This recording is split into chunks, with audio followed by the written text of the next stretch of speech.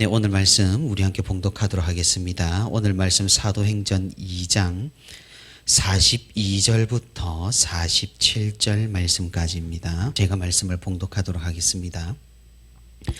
그들이 사도의 가르침을 받아 서로 교제하고 떡을 떼며 오로지 기도하기를 힘쓰니라. 사람마다 두려워하는데 사도들로 말미암아 기사와 표적이 많이 나타나니 믿는 사람이 다 함께 있어 모든 물건을 서로 통용하고 또 재산과 소유를 팔아 각 사람의 필요를 따라 나눠주며 날마다 마음을 같이하여 성전에 모이기를 힘쓰고 집에서 떡을 떼며 기쁨과 순전한 마음으로 음식을 먹고 하나님을 찬미하며 또 온 백성에게 칭송을 받으니 주께서 구원받는 사람을 날마다 더하게 하시니라. 아멘. 근데 오늘도 이렇게 새벽의 시간에 하나님 앞에 나와 주님과 동행하기 위해 이렇게 새벽 기도 시간에 참여한 우리 모든 성도 여러분 진심으로 환영하고 또 축복합니다. 오늘 말씀을 듣는 가운데 또 우리가 함께 기도하는 가운데 하나님의 크신 위로와 은혜가 풍성히 있기를 주님의 이름으로 축복하고 또 소망합니다. 우리는 어제까지 예수님께서 승천하시고 난 뒤에 오순절에 성령 강림의 역사가 어떻게 이루어졌는지를 살펴보았습니다. 정말로 성령 하나님께서 강림하신 이 사건은 구원 역사 가운데 단회적인 사건으로 정말로 놀랍고 신비로운 모습을 보였습니다. 이스라엘 백성들은 이를 목격하고 대체 누가 이를 가능하게 했는지를 궁금해했습니다. 그때 베드로가 나서서 예수 그리스도의 복음을 전파하여 대략 3,000명의 사람이 회심하고 주님의 교회가 크게 부흥을 했던 것입니다. 성령 하나님의 강림은 한 번 있었던 사건이었지만 그때부터 교회 가운데 크고 작은 이적과 기적들이 나타나기 시작했습니다. 주의 교회는 날마다 사람의 수를 더하는 어떤 양적인 부흥과 그 가운데 새로이 회심한 성도가 하나님 나라의 법칙에 따라 살아가는 질적인 부흥이 동시에 일어났습니다. 그래서 성경은 우리에게 말씀합니다. 무엇이 이를 가능하게 했고 누가 이를 주도했는지를 말입니다. 우리는 이렇게 생각을 하곤 합니다. 성령께서 강림하신 이 신비로운 사건이 이를 가능하게 했다고 말입니다. 혹은 베드로의 정확하고 참된 설교가 이 모든 것을 가능하게 했다고 말입니다. 또 혹은 사도들에게 계속해서 나타나는 이적과 기적이 이 모든 것을 가능하게 했다고 말입니다. 하지만 모두 틀렸습니다. 이런 것들은 어떤 도구적인 사용에 불과합니다. 오늘 본문 우리가 읽은 본문 47절 하반부에 성경이 말씀하시기를 주께서 구원받는 사람의 수를 날마다 더하게 하셨다고 기록합니다. 예수 그리스도의 통치가 교회를 통해 나타난 것입니다. 이런 초대교회의 부흥은 다른 것이 아니라 예수 그리스도께서 행하시고 그분께서 이루신 일이라는 사실입니다. 우리가 코로나 이전에는 교회에 대한 세미나들이 정말 참으로 많았습니다. 교회 성장 세미나, 또 전도 세미나, 선교 포럼 등 교회의 부흥을 꿈꾸고 복음의 전파를 열망하는 사람들과 또 이를 경험한 사람들이 노하우를 알려주는 그런 모임들이 참으로 많았습니다. 하지만 팬데믹은 이런 상황을 송두리째 바꾸어 놓았습니다. 지금 시대에 교회 성장을 꿈꾸는 것은 너무나 힘든 일이 되어버렸습니다. 현상 유지만으로도 상당히 벅찬 일이고 위축되지 않는 것만으로도 어쩌면 감사를 해야 하는 그런 상황이 되어버린 것입니다. 하지만 무엇입니까? 우리 교회가 언제까지 이럴 수는 없다라는 사실입니다. 교회는 언제나 역사적인 위기 가운데 항상 부흥으로 맞섰고 외부의 핍박 가운데 언제나 부흥으로 일어섰다라는 사실입니다. 우리가 오늘날의 이 위기를 극복할 수 있는 근거가 어디에 있습니까? 그것은 언제나 말씀 가운데 있습니다. 하나님의 계시 가운데 있습니다. 오늘 우리가 읽은 말씀이 우리에게 그것을 제시합니다. 초대교회의 모습이 어떠했는지, 그 성도들은 어떻게 지냈는지 우리가 이 말씀을 통해 오늘날 우리들의 교회를 돌아볼 성찰을 제공하고 우리가 어떠해야 하는지를 알려주고 있는 것입니다. 가장 먼저 초대교회의 특징은 배우는 교회였습니다. 성령 하나님께서 강림하시고 난 뒤 큰 부흥을 경험한 교회에 대해서 성경이 가장 먼저 기록을 하고 있는 사실은 바로 42절에 그들이 사도의 가르침을 받는 일에 힘을 썼다라는 것입니다. 가장 먼저 기록을 하고 있다라는 것은 가장 크게 강조하고 있다는 것입니다. 우리가 단순히 생각하기로 성령 하나님의 그런 신비한 역사를 경험한 사람들이 계속해서 신비한 것을 쫓아가고 신비하고 그런 이적과 기적을 탐구할 것처럼 보이지만 전혀 그렇지 않았다라는 사실이죠.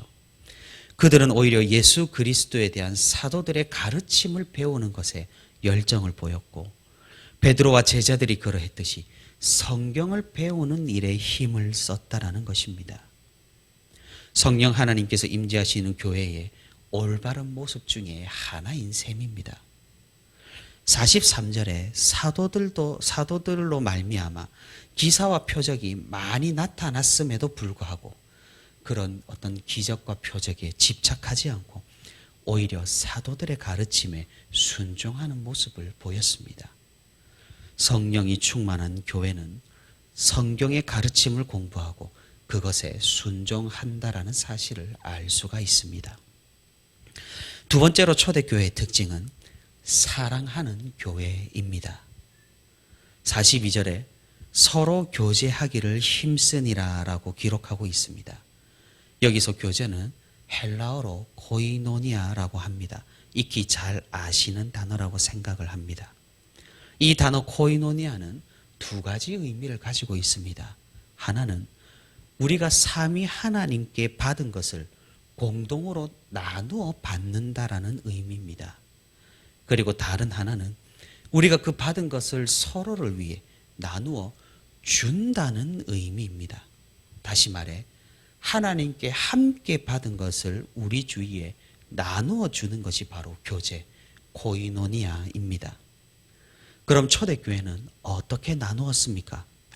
이에 대해서 44절과 45절에서 믿는 사람이 다 함께 있어 모든 물건을 서로 통용하고 또 재산과 소유를 팔아 각 사람의 필요를 따라 나눠주며 라고 교제의 방식을 기록하고 있습니다. 우리는 여기서 큰 도전을 받습니다. 초대교회의 교제 방식이 유무상통, 즉 자신의 소유 없이 모든 것을 공동으로 생활하고 필요에 따라 나눠주는 것이니 우리도 그렇게 해야 하는가에 대한 고민과 그렇게 할 수 없는 우리로 인해서 큰 시험이 들기도 하는 것입니다. 하지만 이런 초대교회의 모습은 우리가 극단적으로 생각하는 것처럼 모든 사람이 가진 모든 재산을 팔아 공동으로 생활하는 것을 의미하지 않는다라는 사실입니다. 무슨 말입니까? 초대교회라 해서 개인의 재산 없이 모두의 집과 가진 것을 팔아 무슨 사회주의 사상가들처럼 살지 않았다라는 것이죠. 46절을 보시면 집에서 떡을 떼며 라고 기록하고 있습니다. 이때 집은 성도 개인의 집입니다. 다시 말해 성령의 감동하심을 받아서 자발적으로 집을 팔아 교회에 헌금하는 이도 있었지만 개인의 집을 소유하여서 모임의 장소로 활용하는 성도도 있었다는 것입니다.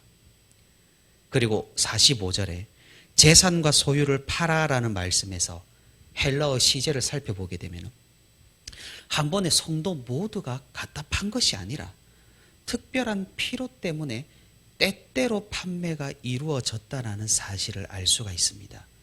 즉 지금 현대에서도 건축을 한다거나 교회에 특별한 일이 있을 때 드리는 특별 헌금처럼 성도 중 하나가 하나님께 감사하여 자신의 재산을 드리는 행위였음을 알 수 있는 것이죠. 다시 말해 교회 모든 성도가 아무런 개인 재산 없이 공동으로 생활한 그런 형태가 아니라 정도의 차이가 분명히 있겠지만 지금의 교회 생활, 헌금 생활과 그리 크게 다르지 않는 형태였다라는 것입니다. 하지만 무엇입니까? 우리는 이 정도의 차이에 주목을 할 수 있어야 합니다. 우리는 이 초대교회 성도들의 유무상통 정신을 우리의 어떤 그런 것에 변명하는 것이 아니라, 그럼에도 이들이 구제에 굉장히 힘쓰고 어려운 사람들과 함께 살아가려 했다는 사실, 그로 인해 교회가 사랑하는 교회였다는 사실을 기억을 할 필요가 있는 것입니다. 세 번째로 초대교회는 예배하는 교회였습니다. 42절에 떡을 떼며 오로지 기도하기를 힘쓰니라, 이 말씀은 함께 공동으로 식사하는 가운데 성만찬을 하며 기도하며 예배 드리는 일에 힘썼다는 사실을 보여줍니다. 그리고 오늘 46절에 보면 마음을 같이하고 성전에 모이기를 힘쓰고 또한 집에서 떡을 떼었다라는 이 말씀은 공식적이든 비공식적이든 예배하기에 힘썼다는 것입니다. 일부 사람들은 초대교회를 따른답시고 지금의 제도교회를 비난하며 교회 시스템을 부정하기도 합니다. 그래서 초대교회로 돌아가야 한다며 굉장히 이상한 교회 시스템을 도입하려고들 합니다. 하지만 우리가 말씀에서 분명히 찾아볼 수 있는 사실은 초대교회 성도들은 성전에서 모이기를 힘썼다라는 사실입니다. 분명 이들은 유대교에서 기독교로 개종한 사람들입니다.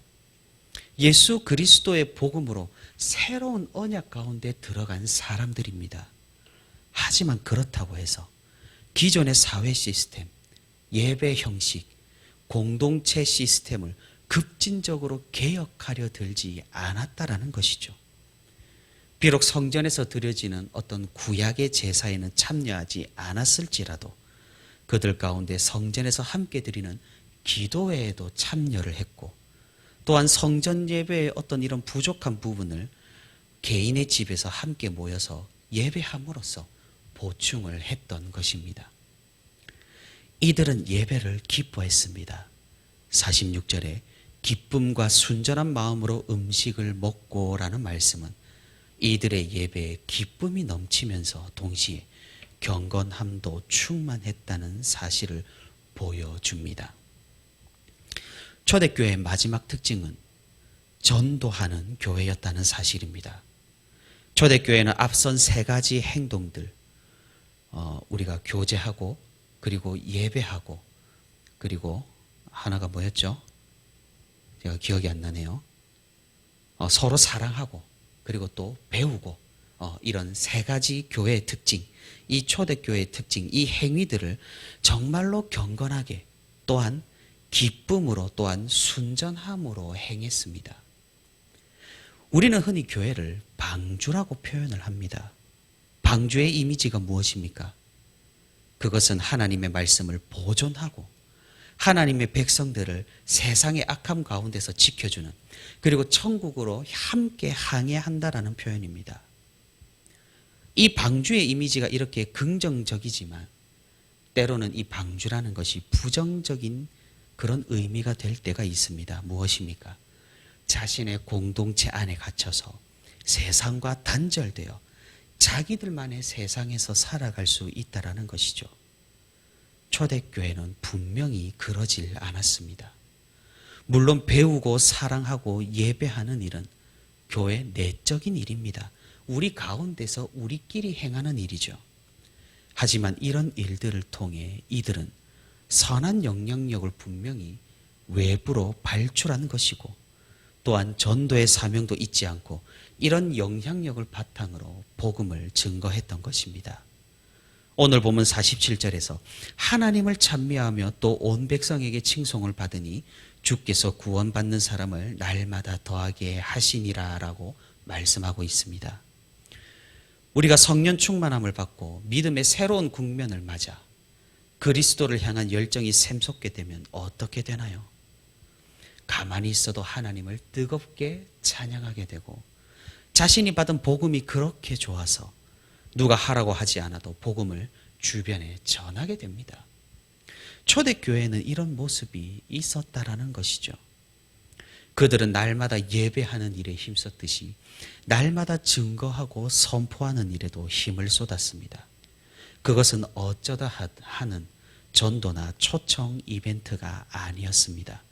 그들이 받은 것이 너무나 기뻤고 행복했고 좋았기 때문에 그들은 증거했고 선포를 했던 것입니다.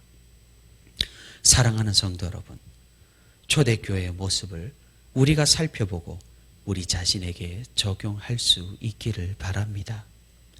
또한 우리 교회가 이런 성령 충만한 교회의 모습을 갖추었는가 우리 스스로 평가를 해보고 우리가 변화됨으로 우리 교회가 충만해질 수 있기를 바랍니다.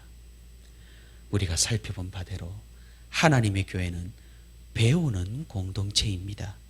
그리고 서로에 대한 사랑이 있는 공동체입니다. 그리고 기쁨과 환희로 예배를 드리는 공동체입니다. 그리고 우리가 받은 것을 즐거움으로 주위에 전하는 공동체입니다. 이 모든 것은 자발적이었고 순전한 마음이었으며 기쁨으로 행했다는 사실을 우리가 기억할 필요가 있습니다.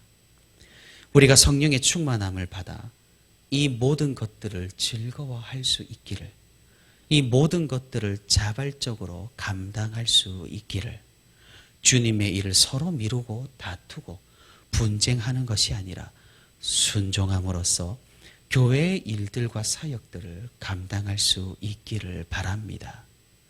우리가 그런 모습으로 하나님 앞에 나아간다면 우리 안에 계시는 성령 하나님께서 크게 기뻐하시고 우리를 향하여 더욱 큰 축복과 은혜를 부어주실 것입니다. 마무리되는 올해와 새로이 다가오는 신년에도 우리의 교회 생활과 우리의 교회가 이 초대교회를 닮아 하나님의 기쁨이 되고 주님의 자랑이 되는 저와 우리 모든 부천시민교회 성도 여러분이 되기를 주님의 이름으로 소망합니다.